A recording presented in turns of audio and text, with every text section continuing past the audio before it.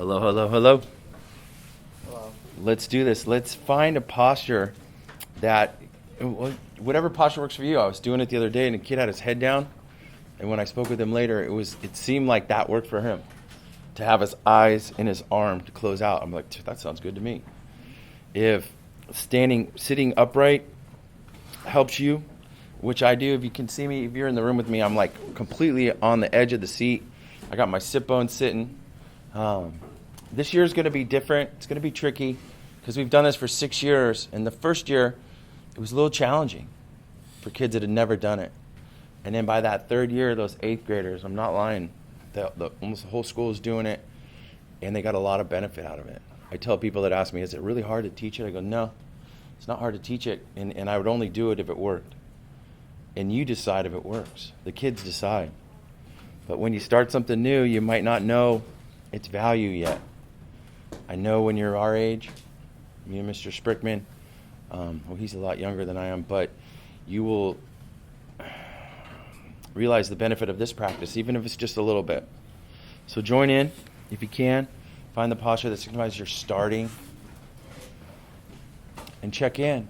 How's the body feel right now? Hot, cold, tired? Where are you at? Muscles ache, not achy, whatever it is. Check it in. Feel the body. And then ground into how's the mind right now? You know, we've been doing this for about 30 seconds. A lot of thoughts, not a lot of thoughts. Specific thoughts. Just notice them. Non-judgmentally, it's not a big deal if you have a lot of thoughts today. It's actually good for your practice.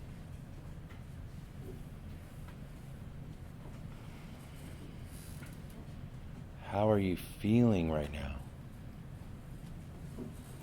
How would you label it? Is it sad, happy, anxious? Feel that, what it feels. I worked with a student who was having a pretty big anxiety attack. Maybe you've had one, or you felt anxiety. And my teacher helped me so much. I used to have anxiety in my neck, because I almost broke it when I was a little kid. So I hold a lot of stuff in there. And he taught me how to feel a different part of the body that doesn't feel anxiety.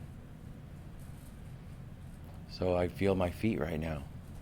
I was feeling a little anxious. What do my feet feel like? How are they on the ground? You can move them, you can wiggle your toes, you can feel your socks.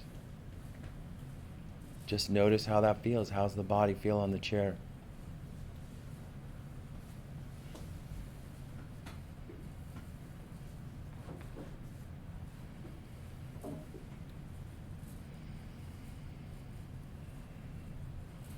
Try a little exercise where you use the spine as like north-south. Feel it grounding into the chair. It's the South Pole. All the way to the crown of your head. Just notice how the spine is stacked up. Feel down the 7 cervical vertebrae.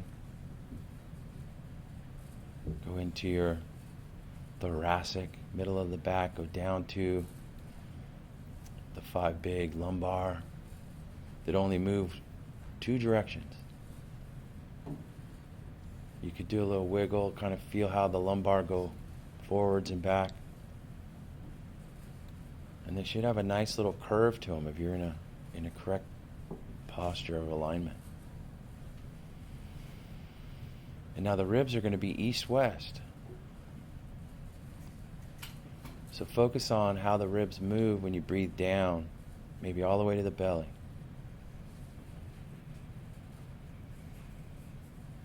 It's a little boring thinking about the body compared to like the mind, but this is the job here, that you're giving the mind to take a break from all the doing. In the last month or so, I've been asking students to do mindfulness with us, to play a game of stillness. And that brings up a lot of stuff like, okay, why do I need to move? Or do I need to scratch? Or if you have that squeaky chair, to kind of play around, how can you unsqueak it? And if you can't, that's okay. it might be hard to stay still. That's why we call it practice. You're just practicing being here right now.